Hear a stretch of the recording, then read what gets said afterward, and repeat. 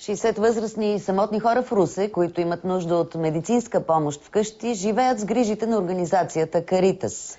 Каритас е благотворителна, неполитическа, независима обществена организация, която е в тясно взаимодействие с католическата църква. Въпреки че финансирането на програмата Домашни грижи е приключило преди 2 години, хората от организацията не спират своята хуманна дейност.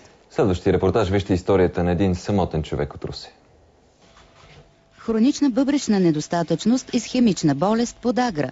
Това са само част от заболяванията на 86-годишния Марин Сенков. Но по-страшна за него е самотата. Съпругата му починала през 2004 година, а преди това загубил и сина си. Дъщеря му живее в столицата и няма възможност често да го посещава. Много е тежко. Самотата ме убива, за да не мисля за нищо друго. Затова се занимавам с тези работи. Пиша, рисувам, резбя. Марин Сенков работил като инженер-конструктор, но издавал стихосбирки, имал самостоятелни изложби дърворезба. И днес все още майстори по-малко. Но хобитата не биха могли да внесат топлина в живота му, така както го прави вече 6-та година медицинската сестра Валентина от Каритас и домашната помощница Мария. Валя иди понеделник, сряда и петък да ми следи кръвното. И съм много доволен от тях. Те са мои момичета.